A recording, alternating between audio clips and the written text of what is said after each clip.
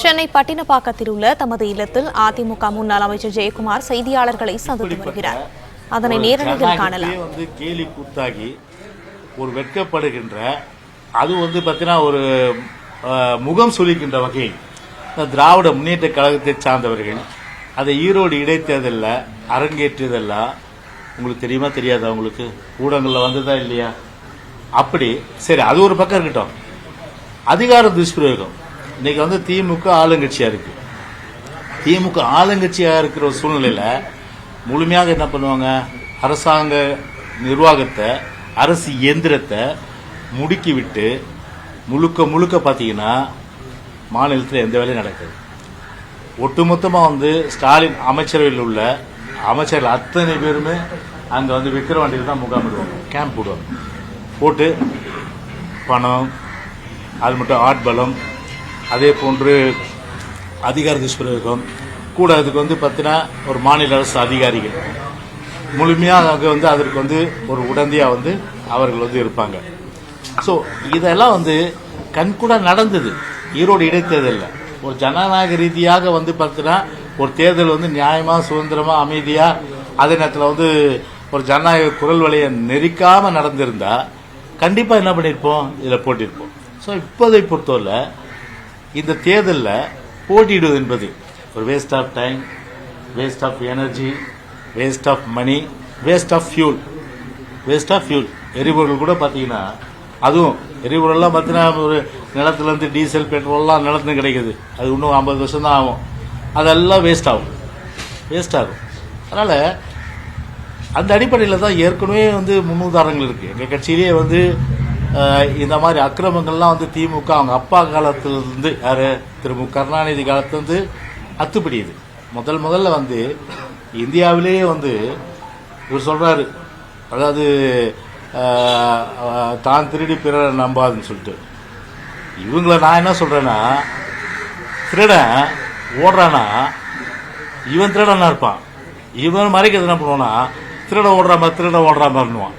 அதனால ஒட்டு மொத்தமாக பார்த்தீங்கன்னா ஒரு ஜனநாயகத்தை சூறையாடி வாக்குகளை கொள்ளையடிக்கின்ற ஒரு திருட்டு கும்பல் தான் திமுக தான்.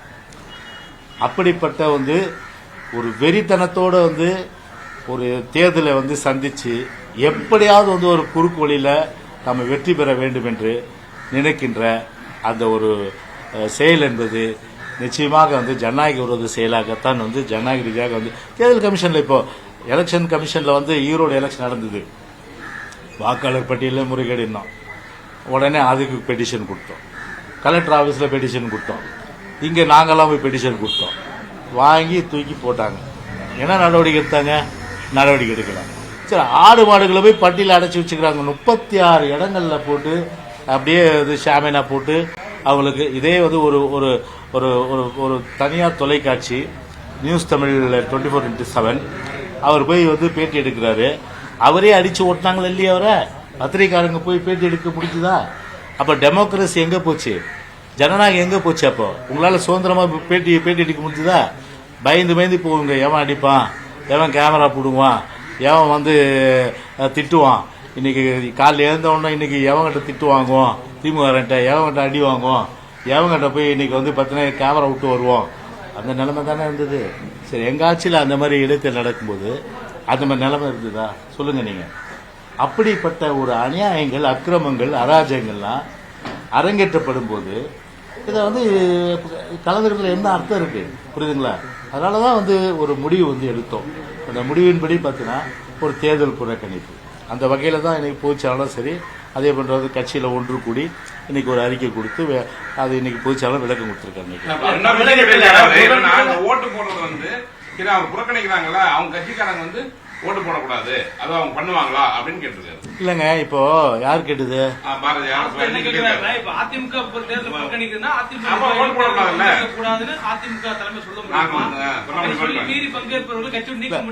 ஒண்ணு தெரிஞ்சுங்க, காலங்காலமா ரெட்டலைக்கு போட்ட தொண்டர்கள், காலங்காலமா ரெட்டலைக்கு போட்ட பொதுமக்கள், எந்த காலத்திலும் சரி அந்த கை மாறவே மாறாது.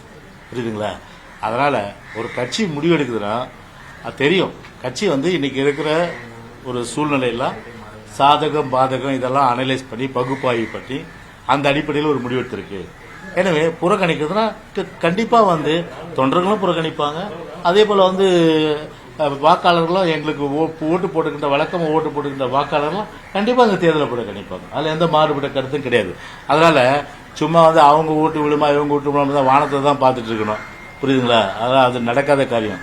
இல்ல முதல்ல தமிழ்நாட்டில் பூத் கேப்சரிங் அறிமுகப்படுத்துறதே அதிமுக தான். 1992ஆம் ஆண்டு கண்டோன்மெண்ட் தேர்தலில் முதல்ல அதிமுக தான் கொண்டாந்துச்சு அப்படின்னு சொல்லி இன்னொரு விமர்சனம் இருக்கு. இல்லை, நீங்கள் கண்டோன்மெண்ட் தேர்தல் பொறுத்தவரையில் பார்த்தீங்கன்னா அது யாருடைய கட்டுப்பாட்டில் இருக்கு? ஸ்டேட் கட்டுப்பாட்டில் இருந்தது. கண்டோன்மெண்ட் தேர்தலே வந்து சென்ட்ரல் கவர்மெண்ட் நடத்துறது. அங்கே வந்து பார்த்தீங்கன்னா தலைவரே பார்த்தீங்கன்னா இதுதான் மிலிட்டரிக்காரங்க தான் தலைவர். அந்த தேர்தலுக்கு எங்களுக்கு என்ன சம்பந்தம் இருக்குது? அப்படி இருந்தால் அவங்க நடவடிக்கை எடுத்துட்டு போயிருப்பாங்களே. அது சும்மா ஒரு ஒரு ஒரு பொத்தா போக்கா வேற எதுவும் சொல்ல முடியாததால அது சொல்றாரு.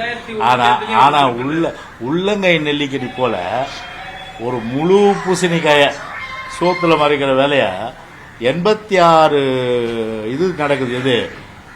இது மாநகராட்சி இது மொத்தம் அப்போ வந்து 150க்கான இப்போதான் 200 வார்டாச்சு. எப்போ சென்னை மாநகராட்சி அன்னைக்கு வந்து 150 வார்டு. அன்னைக்கு 150 வார்டு நடக்கும்போது இதே வந்து அன்னைக்கு திமுக பொறுத்தவரை அன்னைக்கு 96-2001ஆம் ஆண்டு அந்த காலகட்டத்தில் எத்தனை வார்டுக்கு மறுதேர்தல் நடந்தது? கிட்டத்தட்ட பார்த்தீங்கன்னா 86 வார்டுக்கு மறுதேர்தல் நடந்தது. இது RS பாரதியால் மறுக்க முடியுமா? யார் டைரக்ஷன் கொடுத்தது? எலெக்ஷன் கமிஷனர் டைரக்ஷன் கொடுத்தது. கோர்ட்டுக்கு நாங்கள் போனோம், சில அமைப்புகள் போச்சு.